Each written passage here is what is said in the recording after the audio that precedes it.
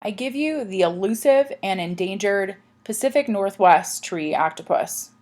These beautiful creatures have the largest brain to body ratio, making them quite intelligent.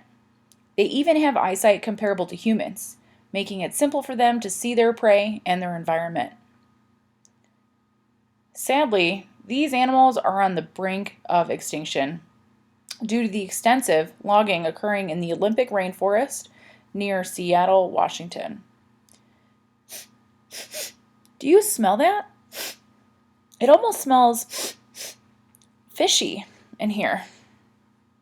Now you may be wondering how to help these majestic and unique creatures.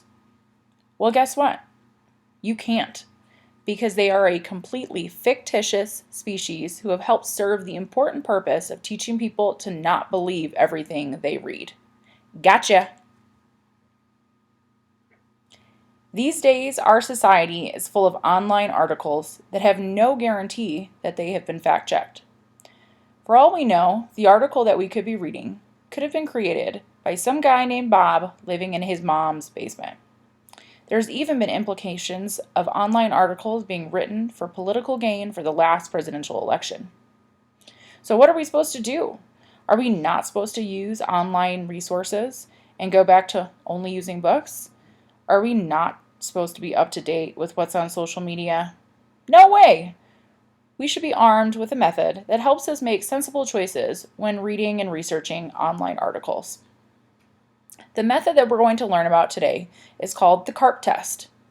We're going to use this test to find out if our source seems a little fishy by looking at the website's currency, whether the author is an authority on the topic, whether the source can be considered reliable, and whether the author's purpose is sound. So let's go back to our poor Pacific Northwest tree octopus and see if we could have determined that this website was a hoax from using our 4 next steps. This is a great time to pause the presentation and follow along using the website link I've embedded into the image on the screen. When we look at this website, we want to first look at whether it's current with the times, meaning that we want to try to answer a few questions, such as, when was the information posted? Has the information been revised or updated? And when was it last updated? Can you find that information on the website? In looking at the website, I see at the bottom right-hand corner that it was originally published back in 1998 and has been recently updated as of May 22nd of this year. Doesn't smell very fishy to me. Let's move on. The next step in our CARP method is to evaluate the authority of this website. Some questions I want you to answer are, who is the author? What are the author's credentials? Are they qualified for this topic? And who is the publisher? When looking at this website, I see that I can address my concerns to Lyle Sabato. I also find that there is a fact page where I can learn more about Mr. Sabato. I also see that the site's not associated with any school or educational organization.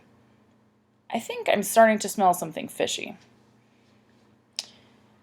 When I look at this website, I see that the professionalism that the original page had has completely disappeared, and that this Mr. Sabato does not seem very credible. I see that much of the page references conspiracy theories and interdimensional travel, both of which that do not help the author's qualifications. As I continue searching, I find Mr. Sabato's credentials, where he states that he has a master's in psychothermodynamics. Why don't you Google that for a second? Then I look and I see that his degree is also from an interesting university. And if I were to Google that, I would find out that it was fake. Now at this point, I would hope that you would clearly throw this resource out. But let's say you forgot to do that fact checking that we just did. Let's now check the source's relevance and reliability. So we're going to look at where the website's information came from, the author's references, and whether it's been peer reviewed.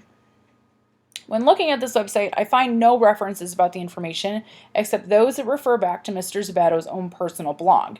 There also seems to be no peer review found on this website from other scientists, which makes the situation smell even more fishy than before. Our last step in evaluating this website is to look for the purpose or the point of view of this resource. For example, some questions we want to ask include whether the information is fact or opinion, and whether there are any biases from the author. Right away, when we look at this website, we see information that could be considered fact. However, after reading more about Mr. Zabato, you get the feeling that his purpose is more to entertain you than to give you facts. That fishy smell has become overwhelming at this point. Now the question is it reasonable to do this cart method every single time you read something online? Maybe, but let's together make a solemn pledge that the next time you're assigned a topic to research something that requires facts, that you keep these 4 steps in mind. First, look to see if the article is current. Next, look to see if the author is an authority on the topic. Then see if it is a reliable source by looking if it's peer-reviewed, and find out the author's purpose. So the next time you pull up an article and you think about using it for your paper that you're writing, I want you to think back to that poor Pacific Northwest tree octopus and ask yourself the question, does it smell fishy? Thanks for watching, and I hope that this presentation helped you learn about how to critically evaluate online sources.